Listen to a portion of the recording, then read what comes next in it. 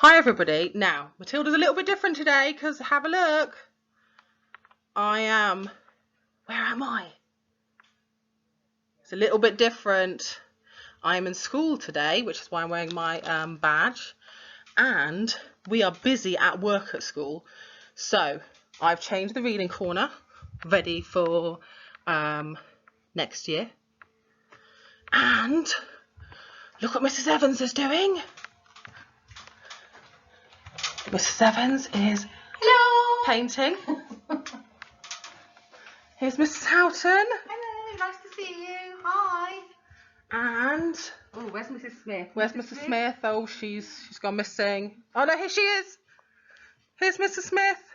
Hello, can you all see me? Hi, how are you all? Hope you're all right.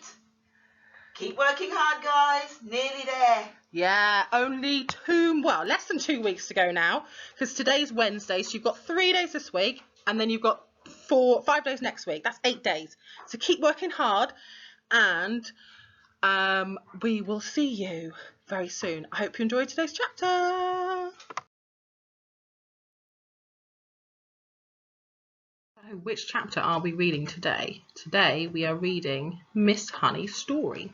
So today we're going to learn all about Miss Honey. So we're going to find out a little bit more information about Miss Honey. We know quite a lot about her, and we learned a lot about her last chapter, all about where she lives, but maybe today we'll find out why she lives in such a small cottage. So let's get started.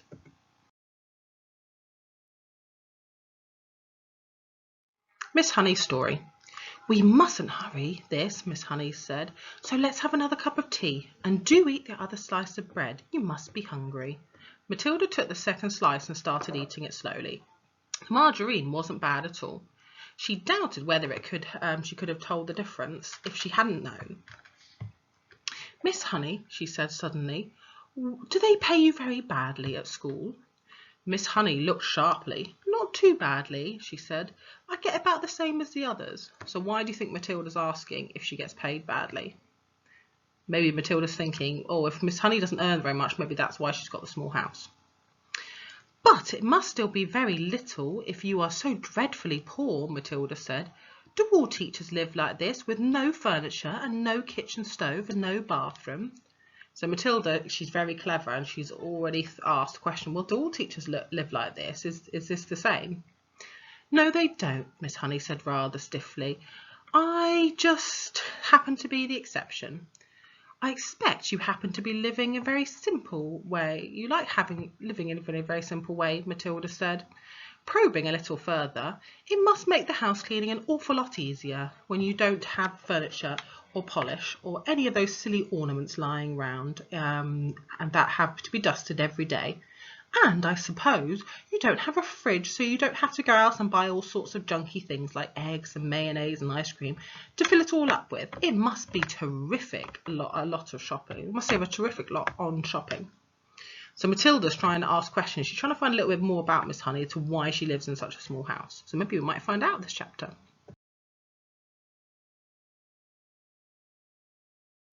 At this point, Matilda noticed that Miss Honey's face had gone all tight and peculiar looking.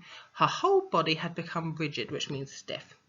Her shoulders were hunched up high and her lips were pressed together, so tight that she sat there gripping her mug of tea in both hands, staring down at it, as though she was searching for a way to answer these not quite so innocent questions.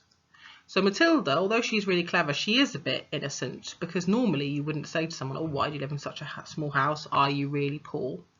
But Matilda, because she is young, she has asked those questions.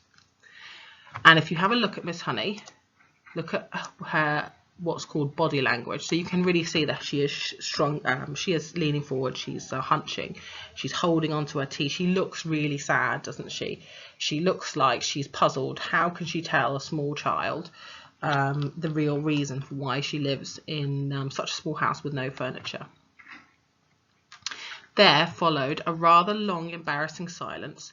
In the space of 30 seconds, the atmosphere in the tiny room had changed completely. It was now vibrating with awkwardness and secrets. Matilda said, I'm so very sorry I asked you those questions, Miss Honey. It's not any of my business. At this, Miss Honey seemed to rouse herself. She gave a shake of her shoulders and then she carefully placed the mug back on the tray. "Why shouldn't you ask?" she said. "You are bound to ask in the end. You are much too bright to have not wondered. Perhaps even if I wanted to ask, maybe that's why I invited you here after all. As a matter of fact, you were the first visitor to come to the cottage since I've moved here in 2 years ago." Matilda said nothing. She could feel the tension growing and growing in the room. "You are so much wiser than your years, my dear," Miss Honey went on. "It's like strangers to me. It's like stranger. It quite staggers me. Although you look like a child, you're not really a child at all, because your mind and your powers of reasoning seem to be fully grown up. So I suppose we might call you a grown-up child, if you see what I mean." Matilda did not say anything. She was waiting for what was coming up next. "Up to now," Miss Honey went on, "I have found it impossible to talk to anyone about my problems. I couldn't face the embarrassment, and anyway, I lack the courage," which means if she's not courageous, it means that she's not really brave enough to tell anyone her story. "Any courage I had was knocked out of me when I was young, but now all of a sudden I have sort of a desperate wish to tell everything to somebody. I know you're only a tiny little girl, but there's some kind of magic in you somewhere. I've seen it with my own eyes." So Miss Honey says that she feels really comfortable with Matilda, and because she's got some kind of magic around her, that I think that Miss Honey is going to tell Matilda her story. Let's see if we're right.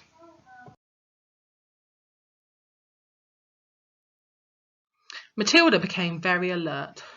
Her voice she was hearing was surely to be crying out for help. It must be. It had to be. Then the voice spoke again. "Have some more tea," it said.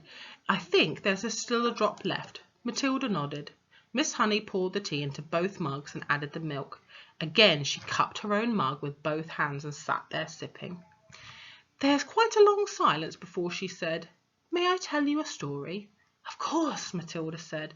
"I am 23 years old," Miss Honey said, "and when I was born my father was a doctor in this village. We had a nice old house, quite large, red brick. It was tucked away in the woods behind the hills. I don't think you'd know it." Matilda kept silent. "I was born there," Miss Honey said, "and then came the first tragedy. My mother died when I was 2. My father, a busy doctor, had to have someone to run the house and look after me, so he invited my mother's unmarried sister, my aunt, to come live with us. She agreed and she came." Matilda listened intently. "How old was the aunt when she moved in?" she asked. "Not very old," Miss Honey said. "I would say about 30, but I hated her right from the start. I missed my mother terribly, and my aunt was not a kind person. My father didn't know that because he hardly was ever around, but when he did put in an appearance, the aunt behaved differently." So Miss Honey started to tell her story, and this is the important bit, this paragraph here. So she's talking about how that her father was a doctor and he was very busy, and that her mother died when she was 2. So she only has a dad and he works away a lot. So her father asked her aunt to move in with her. So, and it says here, Miss Honey said, "But I hated her right from the start." So right from the start, the person that was looking after her instead of her mother, her auntie, she didn't like. And she missed her mother terribly, which is, of course, what you would do. And then it says her aunt was not a kind person. She wasn't very nice. So it says she hated her, she wasn't a kind person, and that when her father did come, her aunt behaved differently. So basically what it means is that when Matilda and her aunt were on her own, the aunt wasn't a very kind person, but when Matilda and Matilda's father were there, the aunt acted differently and she would have been nice.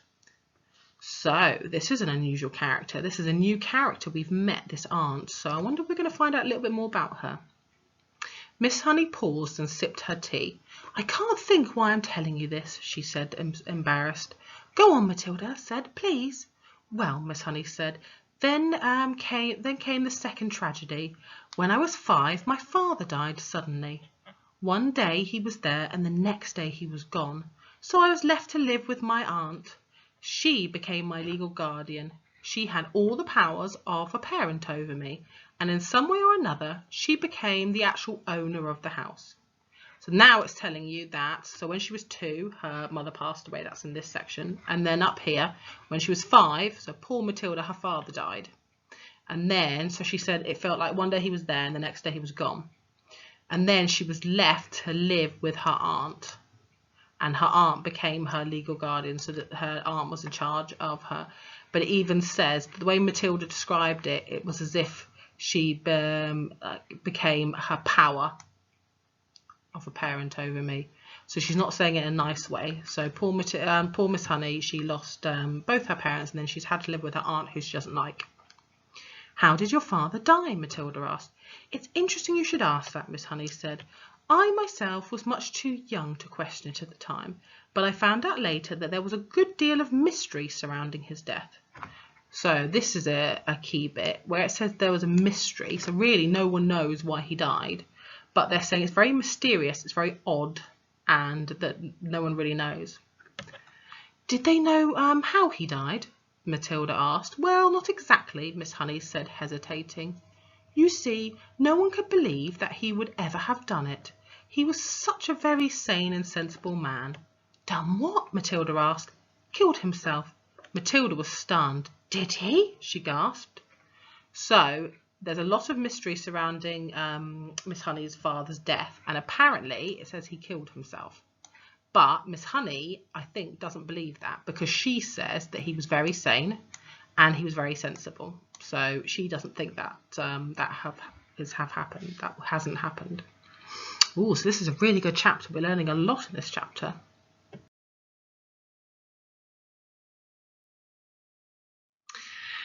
That's what it looks like, Miss Honey said, but who knows? She shrugged and she turned away and she stared out the tiny window. I know what you're thinking, Matilda said. You're thinking that the aunt killed him and make it look like he'd done it himself. I'm not thinking anything, Miss Honey said. One must never think things like that without proof. The little room had become quiet. Matilda noticed, with her hands clasped the mug, that her hands were clasped around the mug, were trembling slightly. What happened after that? She asked. What happened when you were left all alone with your aunt? Wasn't she nice to you? Nice, Miss Honey said. She was a demon. As soon as my father was out of the way, she became a holy terror.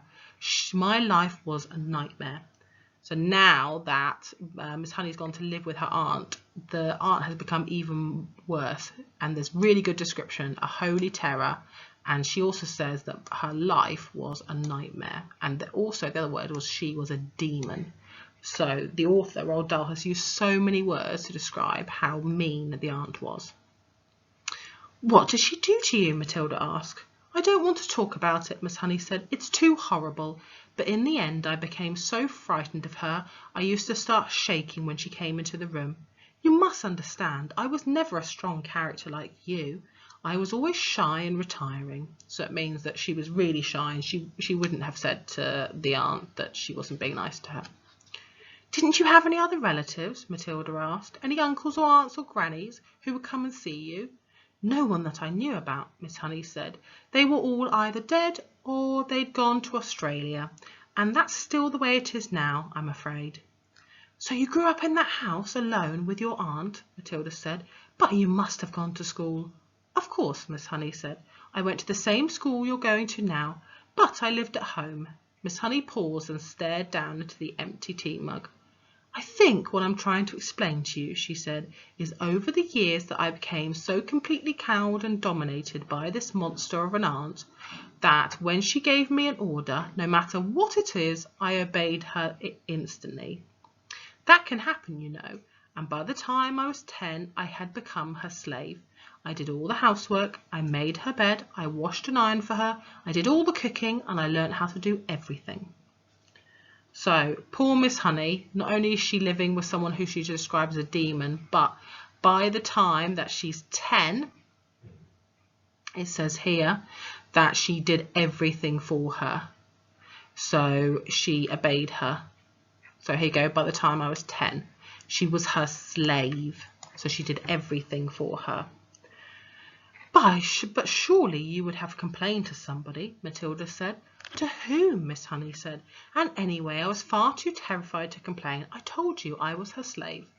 So it really shows how Miss Honey, this is why she is so quiet in the way she is, because she was terrified of this person and she had become her slave, which is obviously not very nice. Did she beat you? Let's not get into details, Miss Honey said. How simply awful, Matilda said. Did you cry nearly all the time?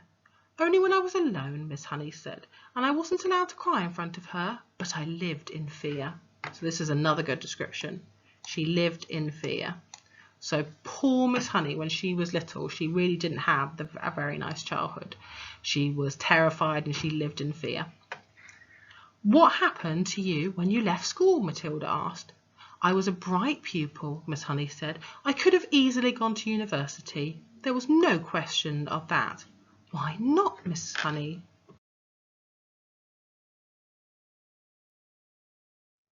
Because I needed to be at home to do work. And then, how did you become a teacher? Matilda asked. There's a teacher training college in Reading, Miss Honey said. That's only 45 minutes. A bus ride away from here. I was allowed to go there on the condition I came straight home every afternoon to do the washing and the ironing and to clean the house and cook the supper. How old were you then? Matilda asked. When I went to teacher training, I was 18, Miss Honey said. You could have just packed up and walked away, Matilda said. Not until I got a job, Miss Honey said. And don't forget, I was dominated by my aunt to such an extent that I wouldn't have dared. You can't imagine what it was like to be completely controlled like that. By such a strong personality, it turns you to jelly.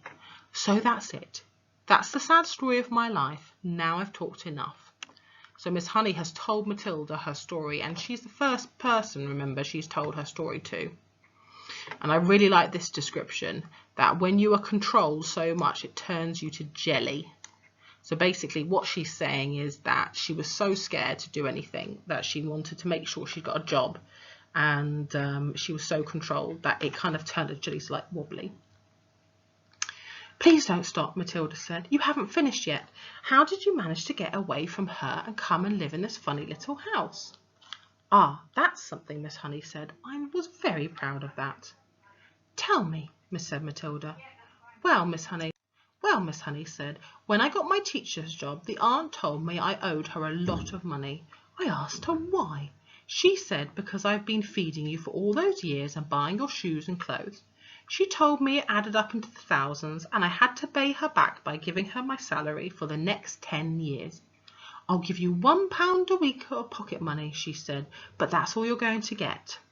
She even arranged with the school authorities to have my salary paid directly into her own bank, and she made me sign the paper. So poor Miss Honey, she didn't even get any money each month. So all the money she earned each month went straight into the bank of her aunt.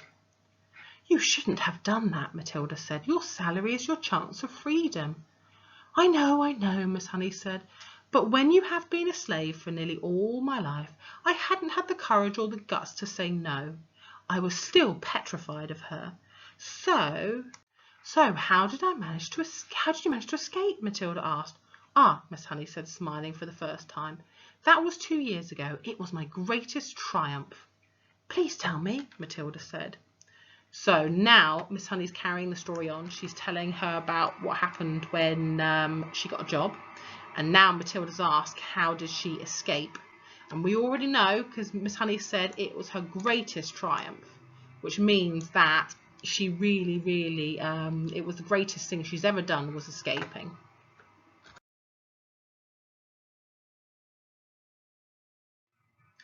I used to get up very early and go for my walks while my aunt was still asleep, Miss Honey said, and one day I came across this tiny cottage.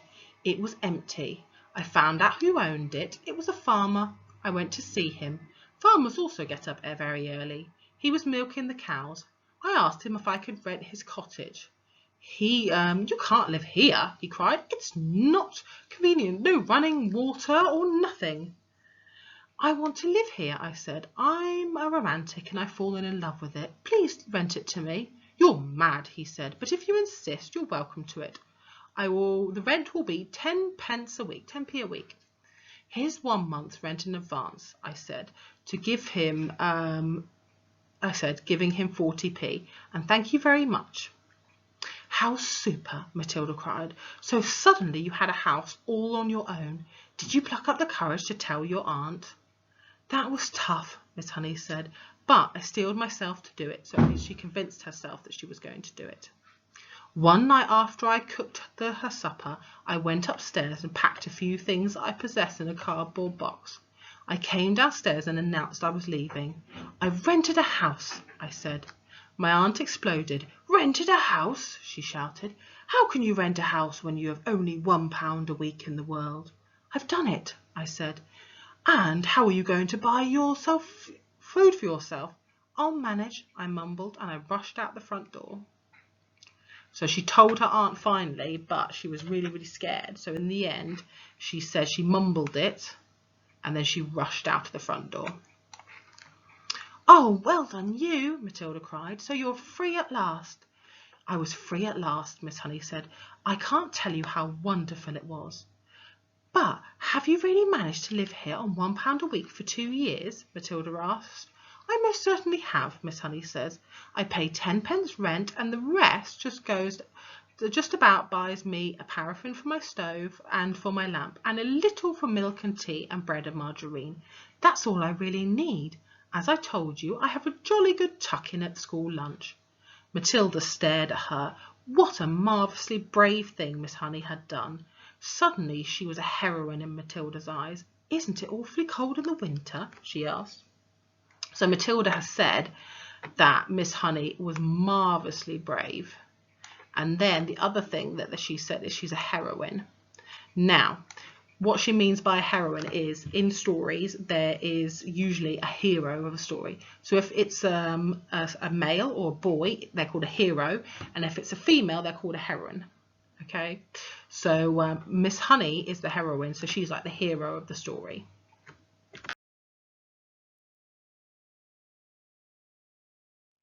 I've got my little paraffin stove, Miss Honey said. You'll be surprised how snug I can make it in here. Do you have a bed, Miss Honey? Well, not exactly, Miss Honey said, smiling again, but they say it's very healthy to sleep on a hard surface. All at once, Matilda was able to see the whole situation with clarity. Miss Honey needed help. There was no way she could go on existing like this, unidentified. She would be a lot better off. You'll be a lot better off, Miss Honey, she said, if you gave up your job and drew unemployment money. I would never do that, Miss Honey said. I love teaching. This awful aunt, Matilda said. I suppose she's still living in your old lovely house, your lovely old house. Very much so, Miss Honey. She's still only about 50. She'll be around for a long time yet. And do you think your father really meant to own the house, for her to own the house forever? I'm quite sure he didn't, Miss Honey said. Parents often give a guardian the right to occupy the house for a certain length of time, but it nearly always gets left in trust for the child. Then it becomes the child's property when he or she grows up. So what they're saying is that unfortunately when parents pass away, that they usually leave it to the guardian. So in this case it was the aunt. And then what they do is once the child grows up to a certain age, then the child will be allowed to have the house. Then surely it's your house, Matilda said. My father's will has never been found, Miss Honey said. A will is somewhere where you write down all your wishes, so after you pass away, you might say that all your money you want to go to this person, your house you want to go to this person. It looks as if someone has destroyed it. No prizes for guessing who, Matilda said. No prizes, Miss Honey said. But if there is no will, Miss Honey said, then surely the house will automatically go to you. You're the next of kin. So that means that Miss Honey is the only person that is the living relative. She is her father's daughter, so the house should go to her. I know I am, Miss Honey said, but my aunt produced a piece of paper that supposedly was written by my father, saying that he leaves the house to his sister-in-law in return for the kindness and looking after me. I'm certain it's a forgery, but no one can prove it. So she's saying she's certain the piece of paper is a fake, that most likely the aunt wrote it. Couldn't you try? Matilda said. Couldn't you hire a good lawyer and make a fight for it? I don't have the money to do that, Miss Honey said, and you must remember that this aunt of mine is very much respected figure in the community. She has a lot of influence, Matilda. She has a lot of influence. Who is she? Matilda asked. Miss Honey hesitated for a moment, and then she said softly, Miss Trunchbull. Whoa! So Miss Honey's aunt is Miss Trunchbull. Wow, that was a real shocker. I didn't see that coming. Wow, what an exciting chapter. So I wonder what's going to happen next. We have only got a few chapters left. We've only got 2 days of Matilda, and we're going to read 2 chapters each day. So we've only got 4 chapters left. But that was a really exciting chapter. I wonder what's going to happen next. Well, guys, I hope you enjoyed today's chapter, and I'll see you tomorrow. Bye.